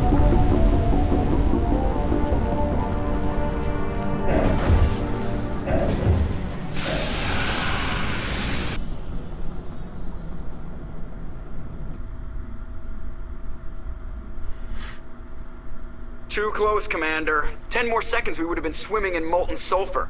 The Normandy isn't equipped to land in exploding volcanoes. They tend to fry our sensors and melt our hull. Just for future reference. We almost died out there, and your pilot is making jokes? Joker pulled our asses out of there. I think he's earned the right to a few bad jokes. I see. It must be a human thing. I don't have a lot of experience dealing with your species, Commander. But I am grateful to you. You saved my life back there. And not just from the volcano. Those Geth would have killed me or dragged me off to Saren. What did Saren want with you? Do you know something about the conduit? Only that it was somehow connected to the Prothean extinction. That is my real area of expertise. This is such an I have awkward spent the past seating 50 area. years trying to figure out what happened to them. Just how old are you exactly? I hate to admit it, but Sorry, I'm our only elves. 106. Space elves. Damn. I hope I look that good when I'm your age. A century may seem like a long time to a short-lived species like yours, but among the Asari, I am barely considered more than a child. That is why my research has not received the attention it deserves. Because of my youth, other Asari scholars tend to dismiss my theories on what happened to the Protheans. I've got my own theory on why the Protheans disappeared. With all due respect, Commander, I have heard every theory out there. The problem is finding evidence to support them. The Protheans left remarkably little behind. It is almost as if someone did not want the mystery solved. It is like someone came along after the Protheans were gone and cleansed the galaxy of clues. But here is the incredible part. According to my findings, the Protheans were not the first galactic civilization to mysteriously vanish. This cycle began long before them. Where'd you come up with this theory? I thought there wasn't any evidence. I have been working on this for 50 years. I have tracked down every scrap and shred of evidence. Eventually, subtle patterns start to emerge, patterns that hint at the truth. It is difficult to explain to someone else. I cannot point to one specific thing to prove my case. It is more a feeling derived from a half-century of dedicated research. You have a But I feeling know I'm right, derived from a and eventually I will be half-century of able to dedicated prove it. research. There were other civilizations before the Protheans. This cycle has repeated itself many times over. If the Protheans weren't the first, then who was? I don't know. There is barely any evidence on the Protheans, even less on those who came before them. I cannot prove my theory, but I know I am right. The galaxy is built on a cycle of extinction. Each time a great civilization rises up, it is suddenly and violently cast down. Only ruins survive. The Protheans rose up from a single world until their empire spanned the entire galaxy. Yet even they climbed to the top on the remains of those who came before. Their greatest achievements, the mass relays and the Citadel, are based on the technology of those who came before them. And then, like all the other forgotten civilizations throughout galactic history, the Protheans disappeared. I have dedicated my life to figuring out why. They were wiped out by a race of sentient machines, the Reapers. The Reapers? But I have never heard of. How do you know this? What evidence do you have? There was a damaged Prothean beacon on Eden Prime. It burned a vision into my brain. I'm still trying to sort out what it all means. Visions? Yes, that makes sense. The beacons were designed to transmit information directly into the mind of the user. Finding one that still works is extremely rare. No wonder the Geth attacked Eden Prime. The chance to acquire a working beacon, even a badly damaged one, is worth almost any risk. But the beacons were only programmed to interact with Prothean physiology. Whatever information you received would have been confused, unclear. I am amazed you were able to make sense of it at all. A lesser mind would have been utterly destroyed by the process. You must be remarkably strong-willed, Commander. This isn't helping us Flirt, find flirt. Saren or the conduit. Of course, you are right. I am sorry, my scientific curiosity got the better of me. Unfortunately, I do not have any information that could help you find the conduit, or Saren. I don't know why Saren wanted you out of the picture, but I think we'll be a lot better off if we bring you along. Thank you, Commander. Saren might come after me again. I cannot think of anywhere safer than here on your ship. And my knowledge of the Protheans might be useful later on. And her biotics will come in handy when the fighting starts. Good to have you on the team, Liara. Thank you, Commander. I am very grateful. Oh, I am afraid I am feeling a bit lightheaded. When was the last time you ate or slept? Dr. Chakwa should take a look at you. It is probably just mental exhaustion, coupled with the shock of discovering the Protheans' true fate. I need some time to process all this. Still, it could not hurt to be examined by a medical professional. It will give me the chance to think things over. Are we finished here, Commander? We can talk again after you've seen the doctor. The rest of you, dismissed. Mission reports are filed, Commander. You want me to patch you through to the Council? Yeah, sure. Patch it Let's through, talk to Joker. the council. Setting up the link now, Commander. We've received your report, Commander. I understand Dr. Tassoni is on the Normandy. I assume you're taking the necessary security precautions. Liara's on our side. The Geth were trying to kill her. Benezia Also would the never Krogans. allow Saren to kill her daughter. Maybe she doesn't know. Or maybe we don't know her. We never expected she could become a traitor. At least the mission was a success. Apart from the utter destruction of a major Prothean ruin. Was that really necessary, Shepard? The Geth were crawling yes. all over those ruins. We were Yeah? lucky to make it out alive. Of course, Commander. The mission must always take priority. Good luck, Commander. Remember, we are all counting on you.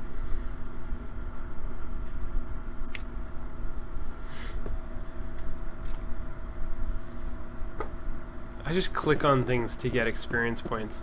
Okay. I think... What time is it?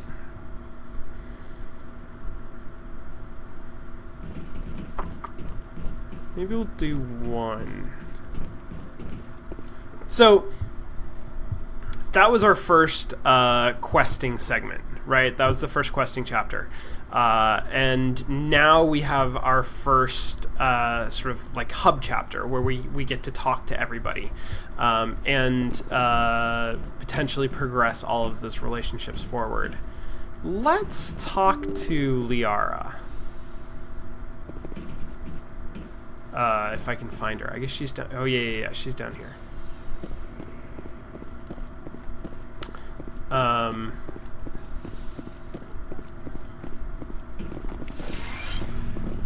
Did I not use any Medigel? Wow. Yes, Commander?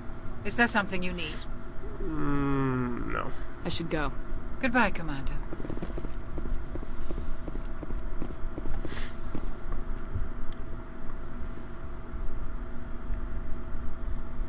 Commander, are you coming to check up on me? You look much better. How are you feeling? Dr. Chakwas assures me I am going to be fine. I was impressed with her knowledge of Asari physiology. One opinionated is I was always worried Ashley would shank Garrus when I wasn't looking. That's a concern. You're in good hands. Dr. Chakwas knows what she's doing. I never properly thanked you for saving me from the Geth, Commander. If you hadn't shown up, I'm just glad we got there in time. So am I. I know you took a chance bringing me aboard this ship. I have seen the way your crew looks at me. They do not trust me. But I am not like Benezia. I will do whatever I can to help you stop Saren. I promise. Don't worry, Liara. I trust you. I trust you implicitly. It means a lot to hear I you just say that, met Commander. you. Thank you. Tell me about yourself, Liara. Me? I am afraid I am not very interesting, Commander. I spend most of my time on remote digs, unearthing mundane items buried in long-forgotten Prothean ruins. Sounds dangerous. And lonely. Sometimes I would run afoul of indigenous life forms or stumble across a small band of mercenaries or privateers. But I was always careful. Until the Geth followed me to Artemis Tau. I never found myself in any situation my biotics could not handle. As for the solitude, well, that is one aspect that most appealed to me. Sometimes I just need to get away from other people. You don't like other people? I suppose it comes from being a matriarch's daughter. People expected me to follow in Benezia's footsteps. They wanted me to become a leader of our people. Matriarchs guide their followers into the future. They seek the truth of what is yet to come. Maybe that's why I became so interested in the secrets of the past. It sounds so foolish when I say it out loud. It sounds like I became an archaeologist simply to spite Benezia.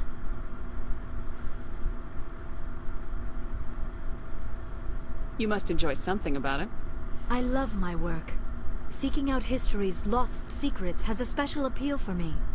You were actually touched by working Prothean technology. That is why I find you so fascinating, Commander. Sounds like you want to dissect me in a lab somewhere. What? No, I did not mean to insinuate. Is that a come on? I never meant to offend you, Shepard. I only meant that you would be an interesting specimen for an in-depth study. No, that's even worse. I mean, in general, the writing in this game is really excellent. I mean, BioWare clearly took time and effort to make characters interesting and likable, or if not always likable, then intentionally unlikable. Calm down, Liara. I was only joking. Joking? Oh, by the goddess! How could I be so dense? You must think I am a complete and utter fool. Now you know why I prefer to spend my time in the field with data disks and computers. I always seem to say something embarrassing around other people. Please, just pretend this conversation never happened. How much do we want to know about Asari culture? Do you know why Benezia joined up with Saren? I don't understand it. She was always outspoken about the need for the Asari to become more involved in shaping galactic events. Maybe she thought allying herself with Saren would somehow be for the greater good in the long run. At least I hope so. This hurts you, doesn't it? None of this makes any sense to me. I have not spoken to Benezia in many years, but I know her, and this was not like her. Something changed. I'd like to know more about the Asari. We were the first species to discover the Citadel. We were instrumental in forming the Council, and we always strive to be the voice of peaceful cooperation in galactic disputes. Does Liara have a lazy eye? We are all part of a single galactic community. Each species contributes something to the Now I'm going to be whole. looking for it. Although we seek to understand other species, it seems few of them seek to understand us. The galaxy is filled with rumors and misinformation about my people. Like what? Most of the inaccuracies are centered around our mating rituals. My species is monogendered. Male and female have no real meaning for us. We still require a partner to reproduce. This second parent, however, may be of any species and any gender. Jason, you make me laugh. Guys, I agree Jessica Jones is super good. Please, if you don't mind, no late season spoilers. I'm only on episode 7. I don't understand. Your species can mate with anyone? Mating is not quite the proper term, not as you understand it. Physical contact may or may not be involved, but it is not an essential element of the union. The true connection is mental. Our physiology allows us to meld with other beings. Oh, because they're super biotics. We explore the genetic memory of their species. We share the most basic elements of their individual and racial identities.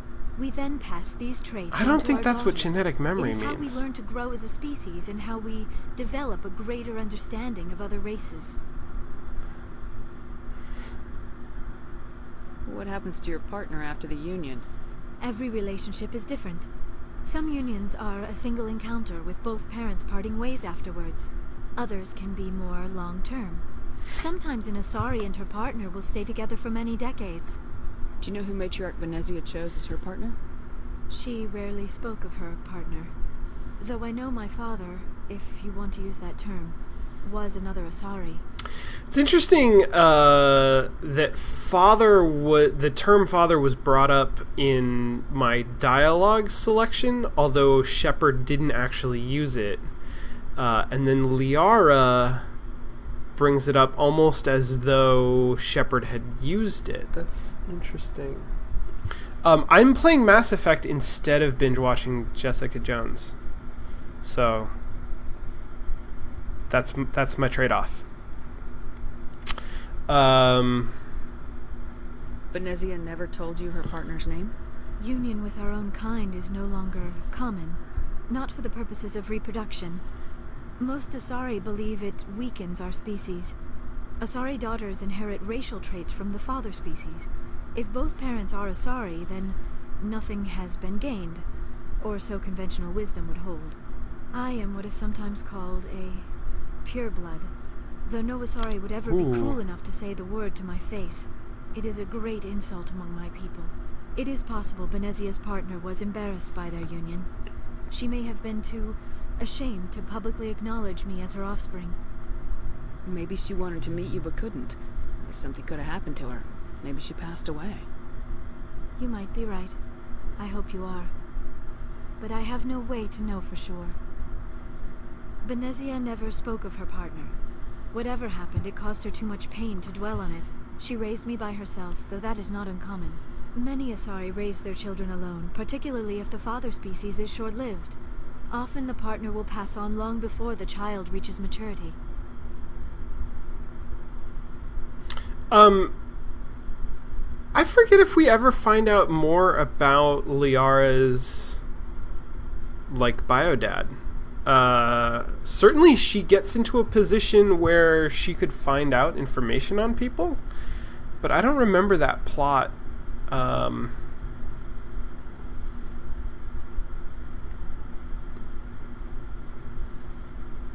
You Asari live for 1,000 years. What happens when your partner dies? Few sapient species live as long as my kind. We have learned to take a philosophical approach to our unions. We do not focus on the inevitable loss of our partners. Instead, we enjoy the time we spend with them. And even after they're in Mass gone, Effect 3. a part of them lives on in us. Okay. The union is a connection that transcends both time and space. I forget that part of Mass Effect 3. I'm excited to eventually revisit that. That's the question Benezia chose as her partner? that I asked, She rarely right? spoke No. of her partner. Though I know my father, if you want to use that term, was another Asari. I thought you always needed another species. Think of union with our own kind is Asari. It is possible Benezia's partner was embarrassed by their. Many Asari raise their children alone, particularly if the I father. should go. Goodbye, Shepard. So, this is like part one of our relationship building with Liara. She raises issues with her mother, with her parentage, with her place in Asari culture, with her career choices. She's clearly got like a bunch of stuff going on, mostly revolving around Benezia and Benezia's role as like a villain in the game, and her own sort of personal reflection of that. So those are the things that we're going to be exploring as we go forward. And basically what's going to happen is after the next chunk of questing, when we come back and talk to Liara, Liara will have sort of will take a step further in depth on each of those issues, and depending on which sort of plot point we hit next, like there may be specific things that she covers, but in general, we're gonna like delve deeper into her issues and eventually try to resolve some of them. All right, that's it for me. I'm gonna maybe go watch an episode of Jessica Jones. Thanks guys for joining me, for hanging out with me and playing Mass Effect. I enjoy doing this when I have like, some time that I can fill with it. It's fun. This is fun, and I really like this game. I like this whole trilogy. So I will see if it just takes me like years and years to get through Mass Effect. I'm actually going at it at a pretty good clip, like week to week, because I've had time to play. So maybe we'll get through this game and hit 2, and then I would love to get back to 3, because I've only played 3 once, and I haven't played with any of the DLC. And that was a great fucking game. Alright, I'll tune off of the forum so you guys can talk about Jessica Jones to your heart's content. Thanks again for joining me. I will see you next time, a week from Thursday, for Ori and the Blind Forest, a week from yesterday for Mostly Walking, a week from whenever the hell I feel like it for more Mass Effect. Have a happy Thanksgiving to everybody who celebrates that. Have a happy day where I hope that you eat more than you should, and enjoy the company of family and friends on Thursday if that is not specifically a holiday for you. Yeah, I'll see you next time. Have a good night.